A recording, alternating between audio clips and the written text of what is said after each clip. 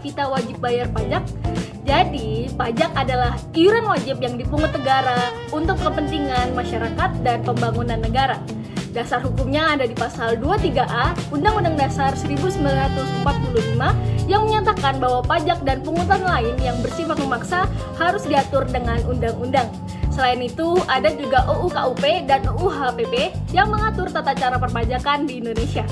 Singkatnya, pajak itu bukan sekedar kewajiban, tapi juga bentuk kontribusi kita untuk negara. Menurut Adam Smith, ada 4 asas perpajakan yang menjadi dasar sistem pajak yang baik. Yang pertama, ada asas keadilan, di mana pajak harus dipungut sesuai kemampuan masyarakat, yang artinya apabila penghasilannya besar, kontribusinya juga harus besar.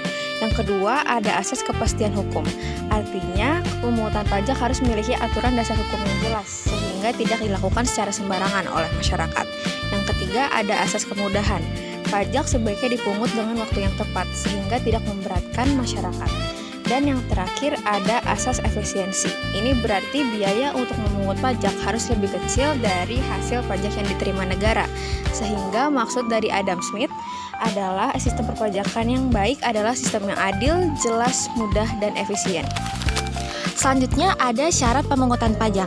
Nah, pastinya dalam pemungutan pajak ini nggak serta-merta langsung melakukan pemungutan pajak. Kalau misalnya pemungutannya itu terlalu tinggi, nanti masyarakat enggan untuk membayar. Sebaliknya, kalaupun terlalu rendah, nantinya akan menghambat pembangunan yang ada. Nah, yang pertama, syarat yang pertama itu ada pemungutan pajak harus adil. Sama dengan halnya produk hukum lainnya, pajak ini pun mempunyai tujuan keadilan. Yang mana tujuan keadilan ini dalam pelaksananya ada yang pertama itu dengan mengatur hak dan kewajiban bagi para pewajib pajak. Terus selanjutnya ada juga pajak diberlakukan bagi setiap warga negara yang memenuhi syarat sebagai wajib pajak. Dan selanjutnya ada sanksi atas pelanggaran pajak diberlakukan secara umum, yang mana dengan melihat besar atau kecilnya pelanggaran yang ada. Selanjutnya ada pemungutan pajak harus sesuai dengan undang-undang.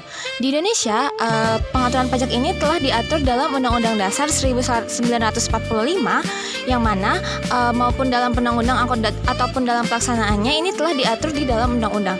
Nah, kalau misalnya dalam penyusunannya di undang-undang, pajak ini tuh harus pajak dilakukan harus oleh negara berdasarkan dengan undang-undang dan dijamin kelancarannya. Terus ada juga jaminan hukum bagi para wajib pajak dalam undang-undang itu. Selanjutnya ada pemungutan pajak tidak mengganggu perekonomian. Nah, pemungutan pajak ini harus diusahakan sedemikian rupa agar tidak mengganggu perekonomian, baik kegiatan produksi, perdagangan maupun jasa. Pemungutan pajak ini jangan sampai merugikan kepentingan masyarakat sebagai wajib pajak. Selanjutnya ada pemungutan pajak harus efisien. Biaya-biaya yang dikeluarkan dalam rangka pemungutan pajak ini harus diperhitungkan. Jangan sampai pajak ini diterima lebih rendah daripada biaya pengurusan pajak tersebut. Selanjutnya yang terakhir ada sistem pemungutan pajak ini harus sederhana. Nah, bagaimana pajak dipungut ini itu sangat bergantung pada keberhasilan dalam pemungutan pajak. Nah, kalau sistem yang sederhana ini akan memudahkan wajib pajak dalam menghitung beban pajak yang harus dibiayai, sehingga akan memberikan dampak positif bagi wajib pajak, dan itu pun akan meningkatkan kesadarannya dalam pembayaran pajak. Selanjutnya adalah contoh kasus dari pajak. Pada bulan Agustus tahun 2025, Kabupaten Pati menaikkan pajak bumi dan bangunan hingga 250%, yang menimbulkan demonstrasi besar-besaran oleh masyarakat karena dianggap tidak sesuai dengan kondisi sosial dan ekonomi masyarakat. Kebijakan ini sah secara hukum. Nah, sesuai dengan ciri-ciri pajak yang bersifat memaksa dan juga tidak memberikan imbalan secara langsung.